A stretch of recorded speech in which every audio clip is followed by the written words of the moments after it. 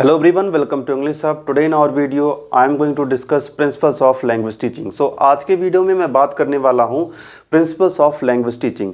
Language teaching के लिए वो कौन से इंपॉर्टेंट प्रिंसिपल्स हैं, इस बात को आज के वीडियो में हम समझने का प्रयास करेंगे। आइए इस बात को हम बोर्ड पे समझते हैं। तो जो सबसे पहले आपको समझना है क्या प्रिंसिपल्स, वो कौन से महत्वपूर्ण सिद्धांत हैं लैंग्वेज को टीच करने के लिए, या वो कौन कौन से महत्वपूर्ण थ्योरीज है जो while teaching of a language we must take care about that. तो सबसे पहले आपको जो मिलता है वो कौन सा मिलता है, प्रिंसिपल ऑफ मोटिवेशन। क्या principle of motivation, because without motivation you can't learn any language और टू बिगिन एनीथिंग। क्या बिना मोटिवेशन के आप कोई काम की शुरुआत ही नहीं कर सकते, इसलिए मोटिवेशन तो बहुत इंपॉर्टेंट है। तो मोटिवेशन दो प्रकार का होता है, एक होता है एक्सट्रिंजिक और एक होता है इंट्रिंजिक। एक होता है आंतरिक और एक होता है बाह्य। आंतरिक मोटिवेशन बहुत इंपॉर्टेंट होता है रादर देन बाह्य, मतलब जो एक्सटर्नल आपका मोटिवेशन है। जैसे आप एग्ज़ाम पास कर लो तो आपको क्या, मैं एक मोबाइल दूंगा। आप एग्ज़ाम पास कर लो, मैं आपको एक टैबलेट दूंगा। आप एग्ज़ाम पास कर लो, मैं आपको एक लैपटॉप दूंगा। ये हो गया एक्सट्रिंजिक मोटिवेशन, बट ये हो गया आपका एक्सट्रिंजिक मोटिवेशन। बट अगर आप एग्ज़ाम पास कर लो, आपको नौकरी मिल जाए, अगर आपके मन में ये मोटिवेशन है तो इसे कहते हैं इंट्रिंजिक मोटिवेशन। क्या ये आंतरिक मोटिवेशन है, और नौकरी पालेंगे तो आपकी लाइफ अच्छी हो जाएगी, ये भी क्या है, इंट्रिंजिक मोटिवेशन। तो आंतरिक मोटिवेशन बहुत इंपॉर्टेंट है रादर देन इंट्रिंजिक मोटिवेशन की तुलना में। इंट्रिंजिक मोटिवेशन क्या होता है, इंट्रिंजिक मोटिवेशन किसी भी काम को शुरू करने के लिए, स्टार्टअप के लिए बहुत इंपॉर्टेंट रोल प्ले करता है। But to begin and to be continue, मतलब उसको कंटिन्यूअसली चलाने के लिए आपको जो मोटिवेशन चाहिए वो मोटिवेशन है इंट्रिंजिक। तो यहाँ पे आप समझ पा रहे होंगे मोटिवेशन के मैंने दो झंडा बताया, एक एक्सट्रिंजिक और एक इंट्रिंजिक।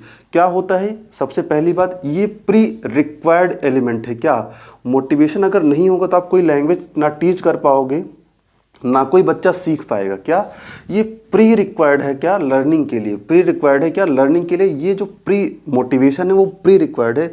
अगर आप मोटिवेट हो ही नहीं, मैं खूब चाहूँ आपको इंग्लिश सिखा लूँ, क्या मैं खूब चाह रहा हूँ कि आप धड़ाधड़ इंग्लिश बोलना सीख जाओ, बट आप नहीं सीख पाओगे जब तक आपके अंदर मोटिवेशन नहीं होगा, जब आपके अंदर ये इच्छा शक्ति ही नहीं होगी कि मुझे सीखना है इंग्लिश। तो इस बात को समझने के लिए क्या, ये प्री रिक्वायर्ड एलिमेंट है किसके लिए, मोटिवेशन के लिए, या लैंग्वेज सीखने के लिए। जो मोटिवेशन है ये प्री रिक्वायर्ड एलिमेंट है लैंग्वेज लर्निंग के लिए, लैंग्वेज टीचिंग के लिए। क्या है उसके बाद दूसरी इंपॉर्टेंट बात क्या होती है, important role to develop language. क्या ये इंपॉर्टेंट रोल प्ले करता है, वो महत्वपूर्ण रोल प्ले करता है। बिना इसके आप लैंग्वेज को सीख ही नहीं सकते। Without motivation you can't learn the English language, you can't learn the Hindi language just because. अब यही बात मैं अगले टॉपिक में समझाऊंगा कि क्या होता है मदर टंग में डिफरेंस, क्या होता है फॉरेन लैंग्वेज और टारगेटेड लैंग्वेज में क्या डिफरेंस होता है। इस बात को मैं बताने का आपको प्रयास करूंगा। बट उसके पहले आपको जानना है कि कुछ हम मोटिवेशन की भी कुछ टेक्निक्स होती हैं। क्या मोटिवेट करने के लिए हम सबसे पहले कुछ टेक्निक्स यूज़ करते हैं, वो कौन कौन सी टेक्निक हैं। पहला है अराउजिंग टेक्निक। अराउजिंग टेक्निक क्या होती है कि जब तक आपके अंदर अराउजिंग का मतलब हिंदी में से कहते हैं उत्तेजना।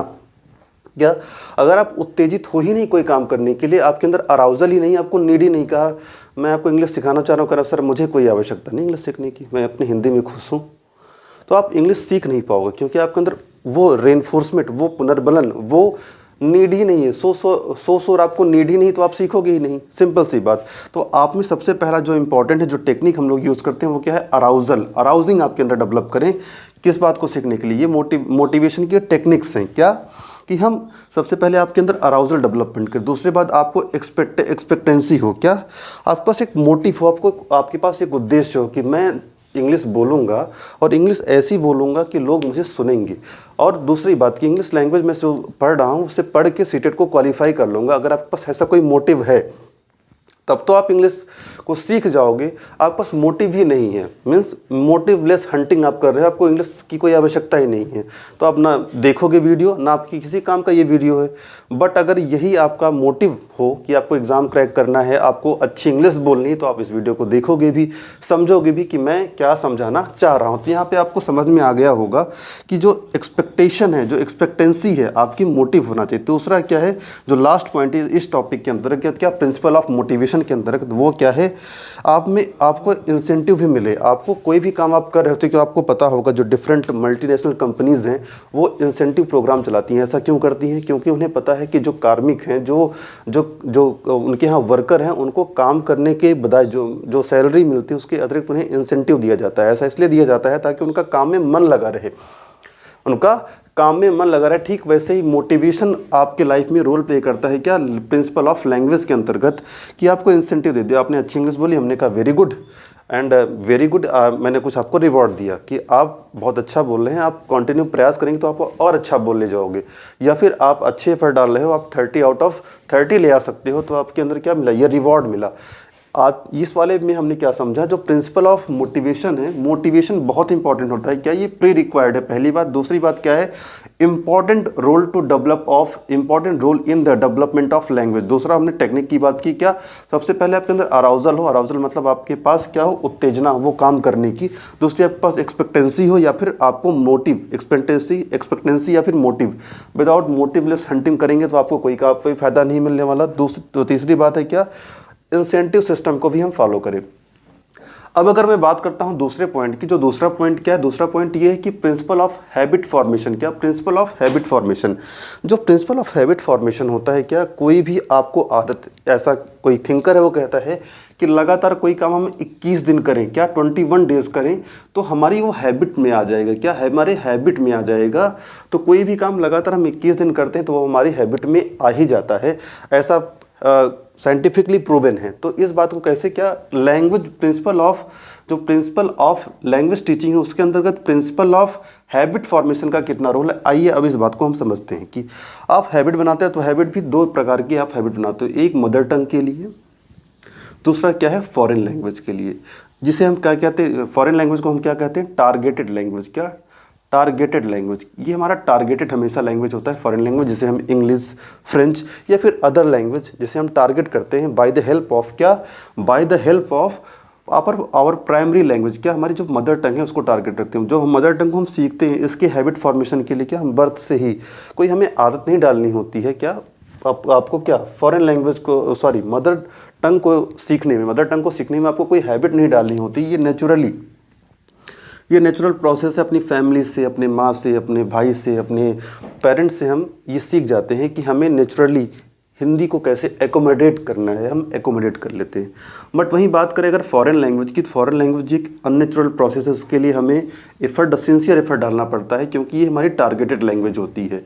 तो हमने सबसे पहले बात किया प्रिंसिपल ऑफ मोटिवेशन की, दूसरी बात हमने किया प्रिंसिपल ऑफ हैबिट फॉर्मेशन की।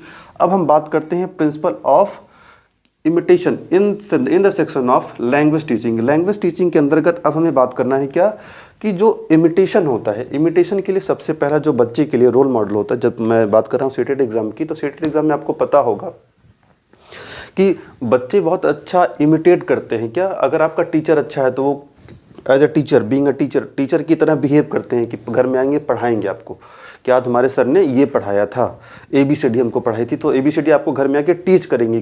क्यों, क्योंकि वो बच्चे इमिटेट कर रहे होते हैं। इमिटेट किसको कर रहे होते हैं, टीचर को। तो यहाँ पे एक महत्वपूर्ण बात हो जाती है, जो हमारा टीचर है वो हमेशा गुड रोल मॉडल इस्टेब्लिश करे। क्या, गुड रोल मॉडल इस्टेब्लिश करे। अगर टीचर ही हमारा गुड रोल मॉडल इस्टेब्लिश नहीं करेगा, अगर हमारा जो टीचर है वो खुद गुड रोल मॉडल इस्टेब्लिश नहीं करेगा, तो ऐसे में प्रॉब्लम क्या आ जाएगी, प्रॉब्लम ये आ जाएगी कि हमारा बच्चा जिसको रोल मॉडल मान रहा है वो रोल मॉडल को इस्टेब्लिश नहीं करता है। तो वैसे सिचुएशन में जो इमिटेशन की प्रोसेस है वो डिफ़र कर जाती है, वो डाइवर्स लेवल पर डिफ्रेंसिएशन आ जाता है।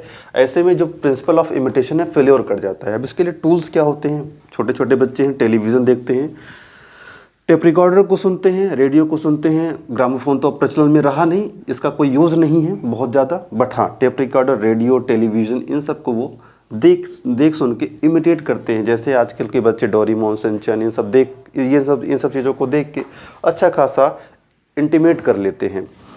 जो हमारा इमिटेशन की प्रोसेस थी, अभी तक हमने समझा क्या, principle of motivation, principle of habit formation, principle of imitation. अब हमें बात करना है कि प्रिंसिपल ऑफ क्या, principle of practice and drill. क्या आपको पता होगा एक बहुत फेमस लाइन है, practice makes a man perfect. क्या, practice makes a man perfect. जो प्रैक्टिस है वो आदमी को परफेक्ट बनाती है। कैसे, आइए इस बात को समझते हैं। क्या होता है कि जब हमने लैंग्वेज सीखने के लिए एक हैबिट बनाई, सबसे पहले हमें कहा भाई साहब मुझे एक लैंग्वेज सीखनी है, आपने कहा कि एक लैंग्वेज हमें सीखनी है। तो जो लैंग्वेज आपकी क्या है, ये आप लैंग्वेज सीखने की अपनी इच्छा प्रकट की।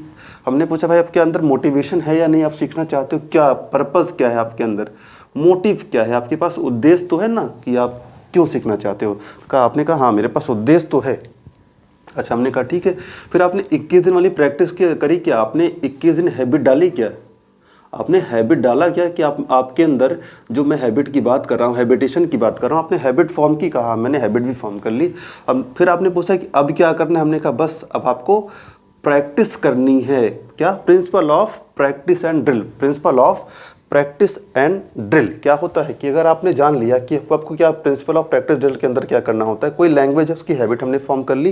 जब आपने हम हैबिट फॉर्म कर ली तो वो क्या हो गया, अब उसकी आवश्यकता क्या है, प्रैक्टिस की, क्योंकि प्रैक्टिस और ड्रिल के थ्रू हम लैंग्वेज में जो मास्टरी एंड कमांड करते हैं, मास्टरी एंड कमांड को हम एक्सेप्ट कर लेते हैं। अब अगर मैं बात करता हूँ प्रिंसिपल ऑफ ओरल अप्रोच, क्या जो मैं पढ़ा रहा हूँ, जो आप लोग सुन रहे हो, मुझे देख रहे हो, वो किसका बेस्ट एग्जाम्पल है, प्रिंसिपल ऑफ ओरल अप्रोच। क्या आपको ये पता होगा जो प्रिंसिपल ऑफ ओरल अप्रोच है ये सबसे तेज काम करता है। क्या, सबसे तेज काम इसलिए करता है क्योंकि लर्निंग स्पीच, क्या जब हम स्पीच को लर्न कर रहे होते हैं, जब हम स्पीच को बोल रहे होते हैं, तो ये बहुत इंपॉर्टेंट होता है। इसमें सबसे पहले प्रोसेस क्या होती है आपकी लर्निंग की। कोई बच्चा सुनता है तो सुन के फिर बोलना चाहता है, क्या कुछ भी वर्ड्स बोलना चाहता है, कुछ शब्द बोलना चाहता है, इसे हम क्या कहते हैं, लैंग्वेज। सबसे पहले उसने सुना, फिर स्पीक किया, फिर पढ़ा और फिर लिखा। तो जो क्विक फॉर्म है, जो quickest form of the principal learning teaching की मैं बात करूं तो वो आपका क्या है, ओरल मेथड, जो ओरल अप्रोच ऑफ टीचिंग है उसकी बात। अभी हमने देखा प्रिंसिपल ऑफ ओरल अप्रोच को, अब हमें देखना है कि जो principle of natural order of learning क्या है, कि जो हम लैंग्वेज क्या है, प्रिंसिपल ऑफ लैंग्वेज टीचिंग में जो principle of natural learning of order क्या है। आइए हम इस बात को समझने की कोशिश करते हैं। कोई बच्चा है, मान लीजिए ये बच्चा है, तो ये लैंग्वेज सीखना ही चाह रहा है, इसकी बड़ी इच्छा है कि मुझे लैंग्वेज सीखना है। तो सबसे पहले क्या करेगा, सुनेगा। तो सबसे पहली जो आपकी प्रोसेस हो गई वो सुनना हो गया। दूसरा, कुछ न कुछ क्या बोलना चाहेगा, कुछ न कुछ बोलना चाहेगा। जैसे जो सुन लिया मम कहना वो बोलना चाहेगा, पप कहना सीख है तो पप बोलना चाहेगा। दूसरी जो स्टेप आ गई वो आपकी क्या आ गई, बोलना। तीसरा, जब सुन लिया, जब बोल लिया तो अब चाहेगा कुछ पढ़ भी लूँ। तीसरी जो प्रोसेस होती है आपकी क्या, पढ़ने की होती है।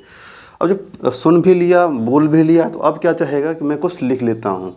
इस बच्चे की जो ये प्रोसेस मैं बता रहा हूँ, this is called natural order of, क्या, नेचुरल ऑर्डर ऑफ लर्निंग। क्या ये जो बच्चा सीख रहा है इसी प्रोसेस में सीखेगा वो।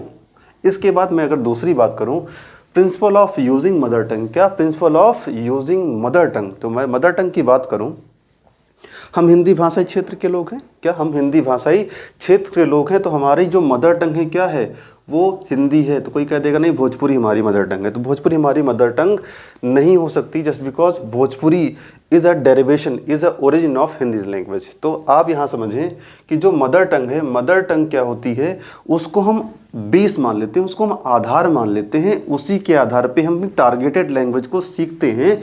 इसे कहते हैं using of mother tongue, principal of using mother टंग। इस सिद्धांत को हम क्या कहते हैं, using of mother tongue. Mother tongue की हेल्प से हम अदर टंग को सीखते हैं। एक होती है हमारी मदर टंग जो हमारी मातृभाषा है, मातृभाषा की मदद से हम जो अन्य भाषा सीखते हैं उसे हम क्या कहते हैं, अदर टंग कहते हैं। जो हमारी अदर टंग है वो क्या है, फॉरेन लैंग्वेज है, टारगेटेड लैंग्वेज है, सेकंड लैंग्वेज है। तो अब अगर मैं बात करूं, इसके बाद जो कोठारी कमीशन की जो रिकमेंडेशन थी, क्या कोठारी कमीशन क्या क्या रिकमेंड करता है प्रिंसिपल ऑफ लैंग्वेज टीचिंग के लिए, तो वो कहता है कि जो हिंदी स्पीकिंग प्रदेश हैं, वो हिंदी भाषाएं देश हैं, वहाँ पर 3 पैटर्न को फॉलो किया जाता है। पहला क्या, पहले आप मदर टंग को बहुत रिस्पेक्ट दोगे, पहले आप मदर टंग को बोलोगे। दूसरा आप बोलोगे इंग्लिश को, क्या इंग्लिश आपकी हो गई दूसरी टंग। उसके बाद इंपॉर्टेंट क्या किया कोठारी कमीशन ने, कोठारी कमीशन ने ये बाध्य कर दिया, ये इंपॉर्टेंट कर दिया कि मल्टी लिंग्विज्लिज्म को अगर हम फॉलो करें, मतलब बहुभाषावाद, मतलब एक नहीं एक से अधिक भाषा। जैसे अगर कोई व्यक्ति है उसे हिंदी भी आती है, उसे इंग्लिश भी आती है, तो so for so very good. But अगर नहीं आता तो Hindi is all set, English is all set. But अगर आप बहुभाषावादी हैं, मतलब आपको बहुत भाषाएं बोलनी आती हैं, तो ये बहुत अच्छी बात है। कोठारी कमीशन इस बात को रिकमेंड करता था कि in the speaking state Hindi is first language, English is second language and third is the multilingualism. So जो नॉन हिंदी हैं क्या, वो रीजनल लैंग्वेज हो जाती हैं। जो नॉन लैंग्वेज हैं वहाँ, जो नॉन हिंदी स्टेट्स हैं वहाँ पे रीजनल लैंग्वेज जैसे कन्नड़, मलयालम, इस टाइप के लैंग्वेज क्या हो जाए, नॉन रीजनल, जो रीजनल हैं। उसके बाद अगर मैं बात करूँ तो it is primary aim to क्या हमें प्रमोट करना है मल्टीलिंगुअलिज्म को, क्या बहुभाषावाद को हमें प्रमोट करना है। ऐसा इसलिए क्योंकि आपको पता है India is the country of unity and diversity. Bharat एक ऐसा देश है जहाँ पर एकता अनेकता में एकता का सिद्धांत पाया जाता है। तो इस चीज़ को प्रमोट करता है हमारा क्या, कोठारी कमीशन। कोठारी कमीशन ने इस बात को रिकमेंड किया है। तो आज की वीडियो में हमने क्या क्या समझा, आइए इस बात को एक बार थोड़ा सिनॉप्सिस बेसिस पे देख लेते हैं। वो क्या है, प्रिंसिपल ऑफ मोटिवेशन की। कोई भी लैंग्वेज अगर आप सीखना चाह रहे हैं तो उसके लिए आपको सबसे पहले क्या, मोटिवेट होना पड़ेगा, because without motivation you can't learn any language. मैंने इस मोटिवेशन वाले पार्ट में बताया कि एक एक्सट्रिंसिक मोटिवेशन होता है और एक होता है इंट्रिंसिक मोटिवेशन। एक्सट्रिंसिक और इंट्रिंसिक मोटिवेशन का, जिसे एक आंतरिक पुनर्बलन कहते हैं, दूसरे को बाह्य पुनर्बलन कहते हैं। इसमें 3 बात बताई कि आपको आपके अंदर अराउजल होना चाहिए सीखने के लिए। दूसरी इंपॉर्टेंट बात मैंने बताई कि आपके अंदर वो मोटिव होना चाहिए, मोटिव ऑफ हंटिंग होना चाहिए। क्या, मुझे लैंग्वेज सीखनी है तो क्यों सीखनी है, सेट एग्जाम को पास करने के लिए। मुझे लैंग्वेज सीखनी है तो क्यों सीखनी है, क्योंकि मुझे अच्छी इंग्लिश बोलनी है। तो अगर मैं इसकी बात करूँ, उसके बाद जो तीसरी बात थी वो क्या थे, इंसेंटिव। आपको पता है हर कंपनी इंसेंटिव देती है, तो उस इंसेंटिव की भी बात कर लेता है क्या, मोटिवेशन के अंतर्गत। उसके बाद हमने बात की कि हैबिट फॉर्मेशन। आपको पता है कि 21 दिन अगर आप किसी चीज़ का लगातार प्रयास करें, लगातार एफर्ट डालें, तो वो आपके हैबिट में आ जाता है। क्या, आपकी हैबिट फॉर्मेशन हो जाती है। ठीक वैसे लैंग्वेज सीखने के लिए, इसको मैंने एग्जाम्पलीफाई करके बोर्ड पे आपको समझाया कि कोई व्यक्ति है अगर लैंग्वेज सीखना चाहता है, तो मैंने उससे कुछ बातें पूछी कि भाई तुझे मतलब आवश्यकता है लैंग्वेज सीखने की, तो कहा हाँ मुझे सोर नीड है यार लैंग्वेज सीखने की। तो मैंने कहा ठीक है, आपने हैबिट फॉर्म की, कहा मैंने हैबिट भी फॉर्म कर रखा है, मुझे मेरी हैबिट फॉर्मेशन भी हो चुकी है। हमने कहा 21 दिन वाली प्रैक्टिस की, कहा 21 दिन वाली मैंने प्रैक्टिस भी कर लिखी है। फिर मैंने पूछा कि आपने उसके बाद क्या, आपने इमिटेशन, जो बच्चे इमिटेट करते हैं ना, फिर उसके बाद आपको आवश्यकता पड़ जाती है क्या, प्रैक्टिस, फिर ड्रिलिंग की आवश्यकता पड़ जाती है। इस बात को हमने समझा। अब इसके बाद अगर मैं तीसरी बात करता हूँ क्या, कि बच्चे जो है, बच्चे अच्छे कॉपी कैट होते हैं। क्या, अपने का बंदर बंदर कह दिए तो बच्चे बंदर बंदर आपको कहेंगे।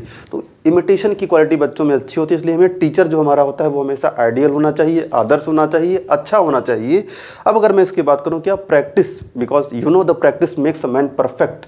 तो इस बात को वेरीफाई भी करता है principal of practice and drilling, because without drill without method आप किसी चीज़ को अच्छे से अपने आप में एकोमोडेट नहीं कर पाओगे। इसके बाद क्या है, प्रिंसिपल ऑफ ओरल अप्रोच। आपको पता है कि जो बोल रहा हूँ मैं, आप सुन रहे हो, अगर आप बोलने का प्रयास करते हो तो ये सबसे जो क्विकेस्ट आप कहते हो, सबसे तेज़ी से इसको हम सीख सकते हैं। उसके बाद जो प्रिंसिपल ऑफ, आप देख रहे हो, principle of natural order learning. तो जो नेचुरल प्रोसेस है पप्पू इनको सीखने का, क्या, एक बच्चे को अगर हम सिखाना चाहते हैं लैंग्वेज, तो सबसे पहले सुनाएंगे, फिर बुलवाएंगे, फिर पढ़ाएंगे, फिर लिखाएंगे।